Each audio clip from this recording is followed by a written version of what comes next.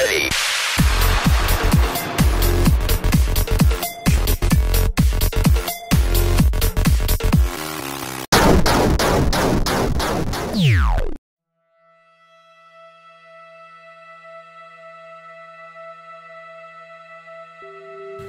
Hello and what is up guys, my name is PixelPolish and today I'm with the developers of Bulb Boy, the Bulb Boy team. So why don't you guys tell something about yourself, who are you and what are you doing here? Hi guys, I'm Szymon Łukasik from Kraków, Poland, and this is Artur Mikołajczyk from Kraków, Poland. And behind us you can see Bulb Boy.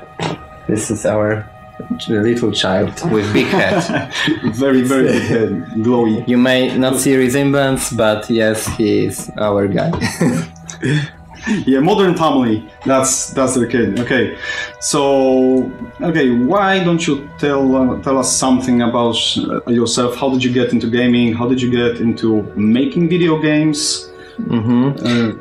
I think we've got different stories here because first of all, I'm only gamer, and my first attempt to make games was back in 2000, year 2000 exactly, when we've met. Yes, when we've met for the first time, and we tried to make a video game, horror game. It's supposed to be adventure game, but we failed miserably. So what happened then? It was during high school, and basically I think Artur didn't have knowledge how to make a guy move from one area to another, and he wasn't moving right, going sliding on the bed or something like that. He had no artificial intelligence to get around it's not obstacles. artificial intelligence. Just pathfinding. Pathfinding problem, exactly. Yeah, that was pathfinding problem, and project has failed. You have to travel forward in time. 13 years later, I received a message on Facebook, and it was Artur, and he was saying, "Hi, I don't know if you remember me. Do you still want to make this game?" And I really? Yes. So you were not in contact all the time, but no. Everyone was doing something else. During this time, I managed to finish high school, Academy of Fine Arts in Kraków, and start my own studio, which I have for 5 years by now. Yeah. And Artur did the same concerning programming. Yeah. In this time, I worked in one of the Krakow Polish game developer for 6 years. And you want to share which one was it, or do you want to keep it just to yourself? Maybe keep it. Okay, either way is fine. Okay, so about Bulb Boy and the game as a whole, what were your inspirations and what made you go towards the adventure games, point and clicks? What are inspirations in general, art direction and all that? In general, it's a good thing that we both like the same kind of games. So, but we have to mention right now that in Bulb Boy team there are 3 people actually, and first we started to make the demo. We made 90% of it, and then we started to look for sound designer. During this casting, we find Bartosz Gajdarski, who ran studies. Just sadly missing today. He's not with us. He's not with us. Maybe we're gonna get him. And he was best of the best. Yeah. And we decided that he will join us, and right now in the demo you can hear his sounds and his music. And returning to your question, it's like all 3 of us actually like the same games. Another World, we like Goblins. It is adventure game made back in 90s, so it's rather better known for. I'm actually replaying Another World on my Vita right now as well. Yes, me on Wii U as well.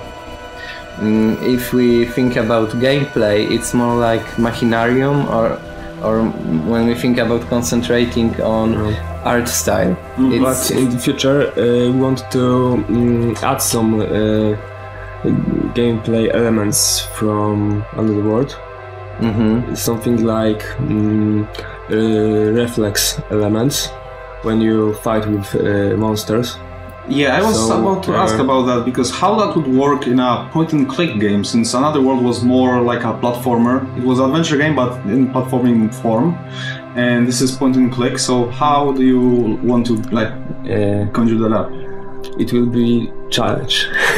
But we players have seen that in Gemini, for example. It's point-and-click game, adventure game. If we raise to that level, that would be great for us. Right now we are making game, and we think about it as game, which we would both like to play. 3 of us would like to play, and that's our recipe.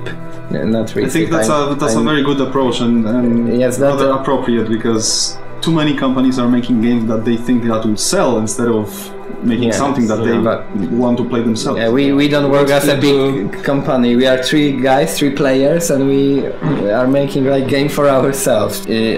Concerning your question, all of us like the same type of games, like point-and-click games or old adventure games like Sanitarium, like Goblins. Like story. We are trying mainly to concentrate on telling some story. And that gameplay is not collecting. But no, we will put some challenges inside the game that you can collect some stuff. But mainly, it's about saying some story, about showing you some protagonist who is believable, who has got, I don't know, some pros and cons. Yeah, and speaking of which, maybe you could tell us something about the protagonist, about the Bulb Boy. Who is it? Who is he? How old is he? Because I know 7. That he's 7. He's 7. Because I was wondering, I've noticed something about flashback from his childhood, and since he looks so young, I was but he's still in his during his childhood. But when we think about first flashbacks, it would take us like 2 years back in time, when. Only thing which is different in how he looks is that he's carrying little cat on his bald head. But Grandpa looks a little bit younger because his mustache is darker a little bit.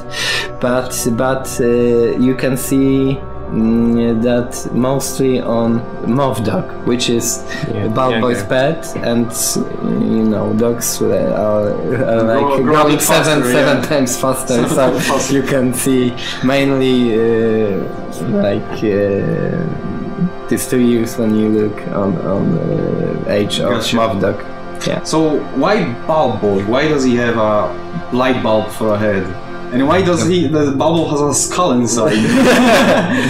Because it looks nice. It's like it was developed by accident, because my colleague from work, Asia, who you've just met, Asia was looking on my monitor when I was testing some filters on scene with Bulb Boy, and one of these filters made like glowing effect, and she told me, wow, he's glowing so nice, and that was the moment when I thought, yeah, that's the idea, maybe he should actually glow. And did the game mechanics came from there, from that point, like him unscrewing the head and using the head in different ways? Then from this, we put some new ideas concerning having light bulb instead of head.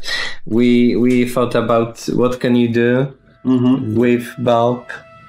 Light bulb, yes, you can put it in some different places. We don't want to spoil too much to the players, but we think there's plenty of things you can do with bulb, like put it into that body and you can control that body. I know it's crazy, but like you asked, why you have a skull instead of light bulb? Because whole Bulb Boy is concentrating on making some new ideas. I think Markiplier asked why he has got skull, and at the same time he is able to unscrew it. He would kill himself when you detach these two bones. You instantly die, and no, it works. We introduce new reality to the players. It's like electric world, and you can see only little part of it. It's electric forest, bulb house inside of it, and then you've got this our boy. You've got his grandpa Paraffin, who is in fact old type of paraffin lamp, and you've got Moth Dog. It is a dog who likes to play, who is best friend of Bulb, and who is often hypnotized by seeing light.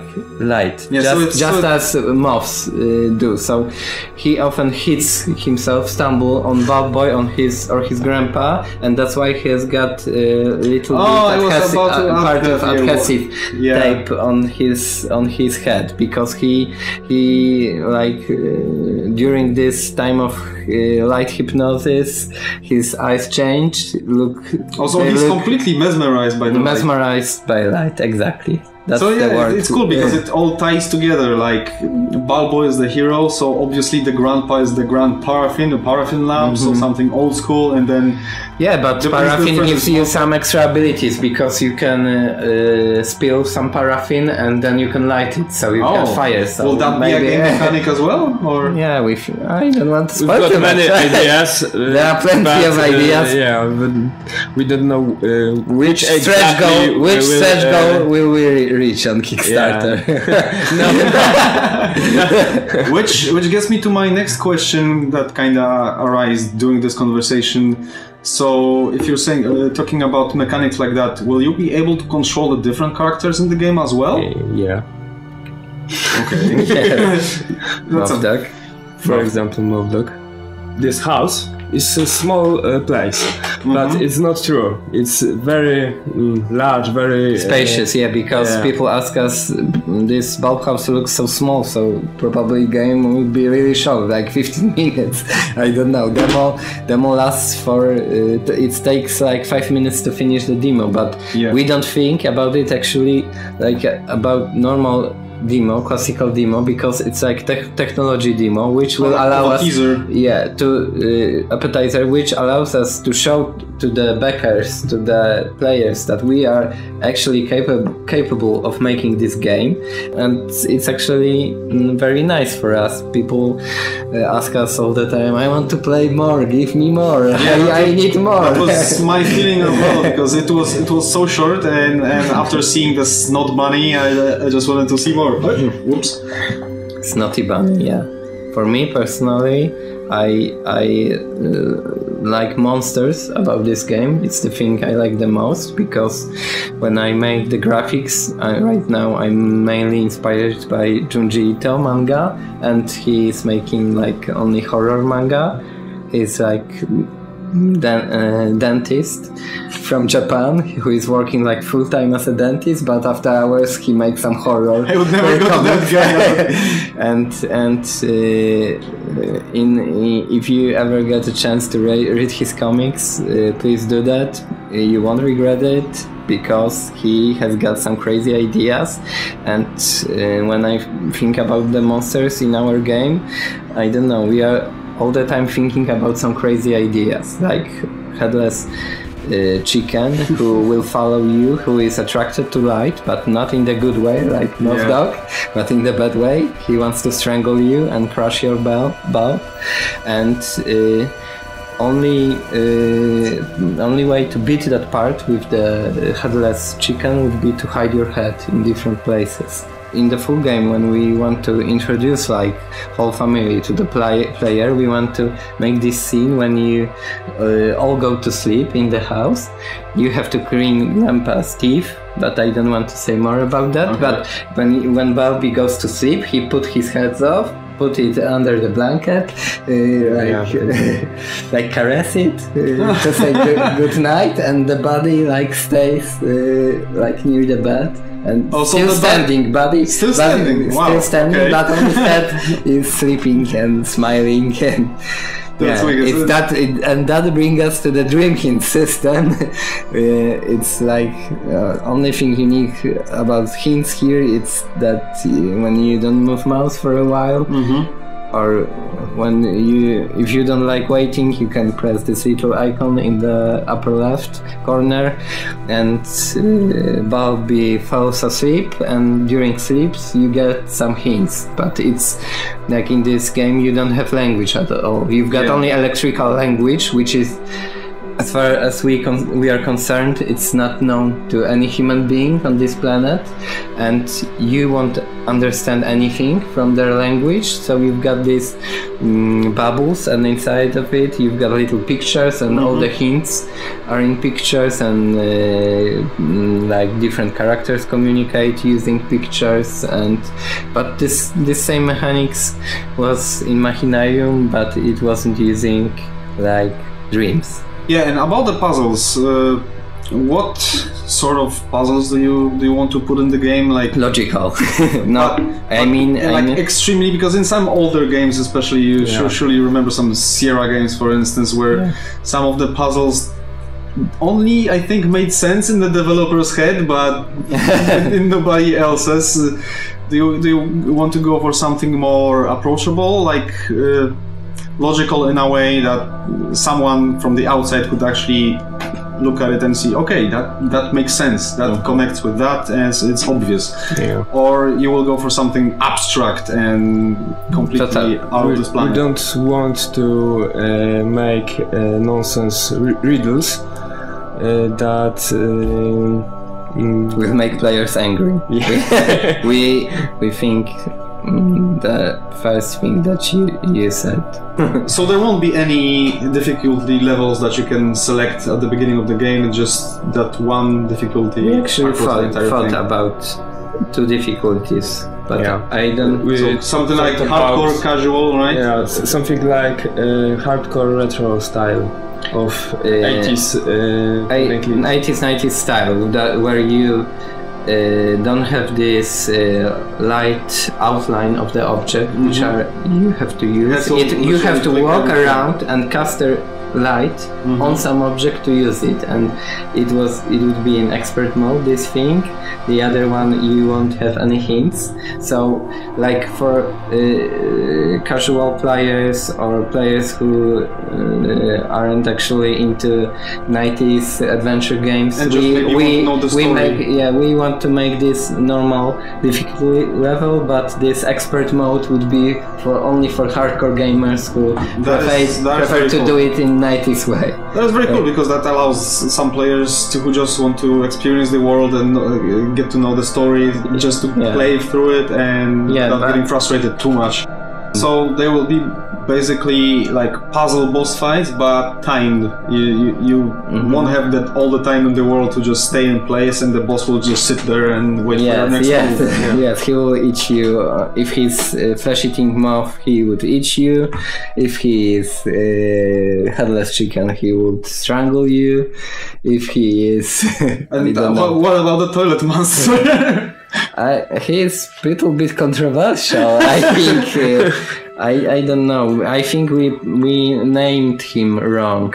It's like Siren. It's only a monster from the toilet. It's like Siren from the toilet. In the Venetian or Japanese, I think more Japanese mask, she's trying to lure you into the toilet by singing, and I don't want to reveal.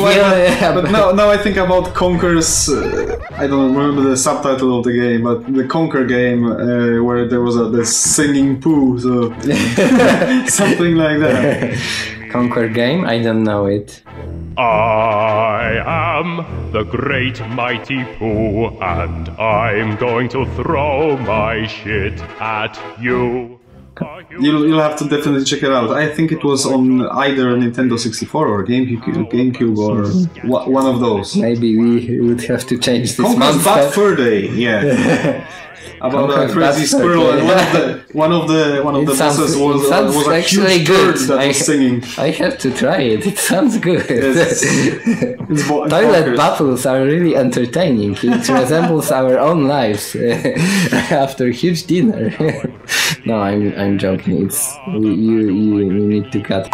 How about the horror elements? What is your goal there? What do you want to achieve? Like, is it supposed to be more of a psychological horror, like influencing the player's mood indirectly, kinda by the atmosphere, by the environment, or should we expect some jump scares like monster closes and all that? This cute design may deceive you. It's not. It's like psychological horror, which gets darker and darker, and you have to fight this dark and rescue your family. But at the same time, you, I don't know, you could be overwhelmed by darkness, and it's like first room is actually pretty. It's not so bad because it's one spider and 3 bugs and softcore. Nothing. It's softcore and Snotty Bunny. Yeah, but then you see the Snotty Bunny. Yeah, but it's for us. The best way to beat the demo is like when a player hugs Snotty Bunny first, and he says, "Oh, it's so cute! I did that. I want to hug it again." And then, so adorable. And after that it's this phrase WTF, and what happened here? This is the guy who I hugged like 1 minute before. Okay, so in the Kickstarter project you've spoken something about the mini games, like old game cartridges that collectible Bulb Boy can play. We decided to put Legend of Bulba in the main goal of the game, and you can find Game Bulb, handheld console Game Bulb. Game Boy. Game Bulb. Resemblance to Game Boy is pretty coincidental. It's completely coincidental. Mr. Iwata, we don't want to meet in court. Yes, and you can find different cartridges, but if we only reach like main goal, you will have like only one cartridge game. It would be Legend of Bulba, and it's like a classical dungeon crawler, but at the same time it's not classical thing about it is that you have to fight monster with your own head. And head is also detachable, and you can control only head, and you can see sneak peek on our updates on Kickstarter. So if you are interested in so you're saying that if you reach the stretch goals there will be more like we plan like three or four back trees. It's a little bit like Tetris, but more darker in a way. And what else? Like these old Russian games where you collect eggs. But you have to like. Actually, that was a Nintendo ripoff too. Sorry, Mr. Iwata, I want to apologize. Oh, speaking about different platforms, because the game is for now is mainly for PC, Linux, and Mac, right? And what happens next? What's the goal? We want to bring this game, if players like it, and you showed us on Steam that you like it, we want to bring it to all the platforms. And all the time we get these questions from players: would you release Vita version? Would you release Wii U version? And many people are interested in, I don't know, iOS version as well. So guys, all is in your hands right now. All is in your hands. And speaking of which, to sweeten the deal to those who might be interested in funding the project, what can they expect for the different tiers of backer? Some stickers, fluorescent stickers. It's like cheapest non-digital reward will give you this. So this is for stickers, but it's not final design. For the first tier. It would first physical tier. But you've got like for $15, for $5 you've got mobile version. For $5 you've got mobile version, and for $15 you've got version like double label version for Mac, Mac, PC, Linux, and you are allowed to download Android or iOS version. It will, if we will reach the goal, that's $15, right? $15, and for $25 you will get like this plus digital art book and digital soundtrack.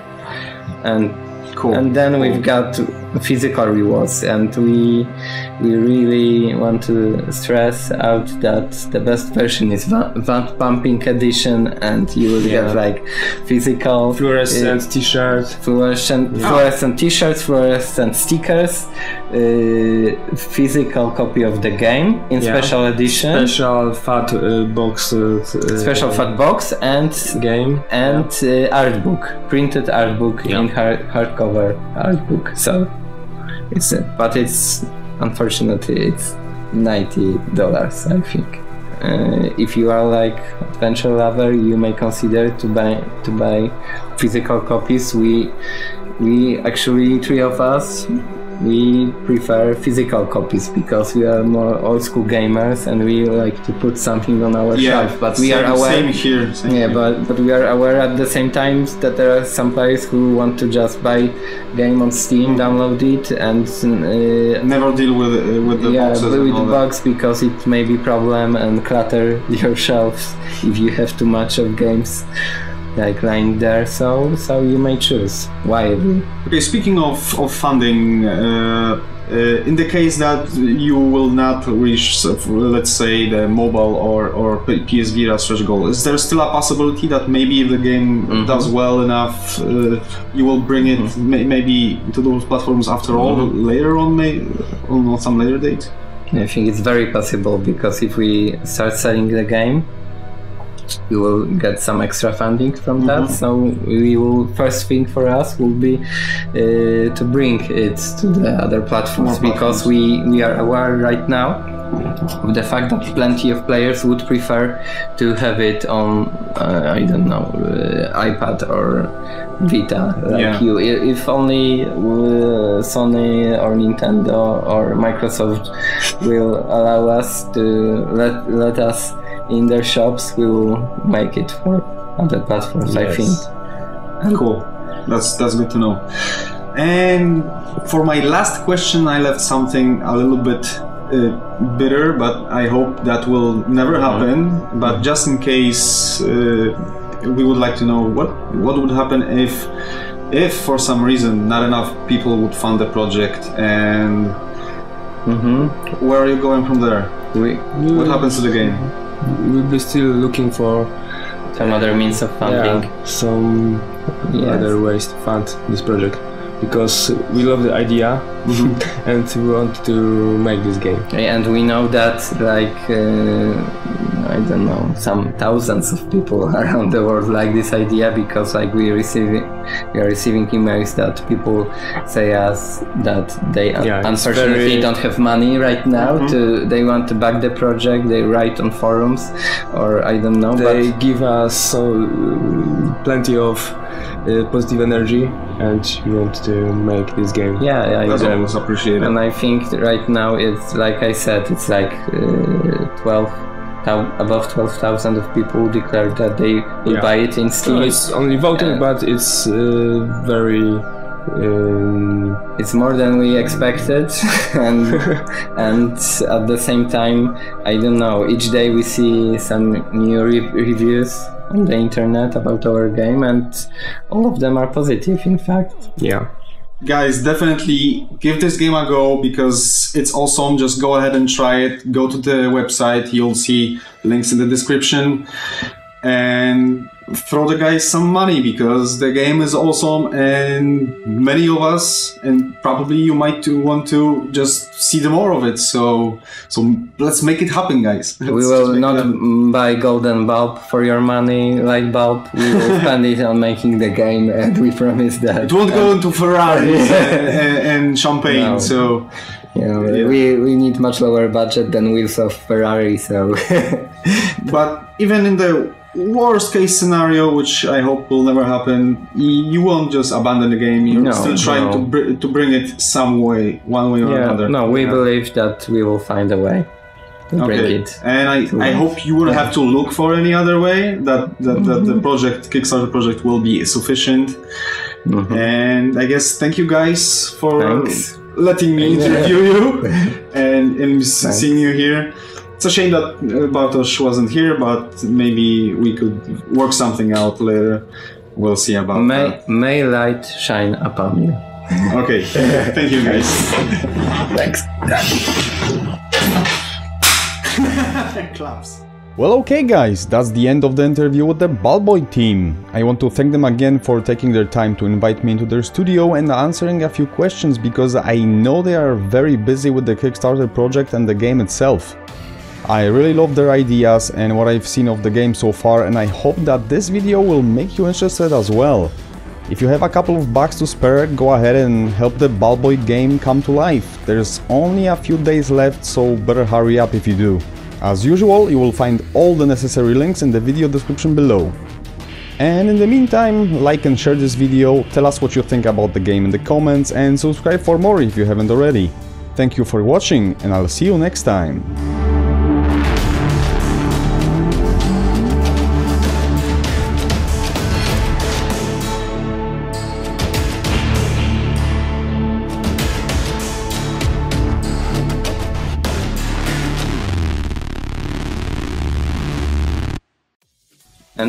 And then we can think about Vita. Yeah, that's Exclusive version for you. You've heard it here, guys. Yeah, Vita version.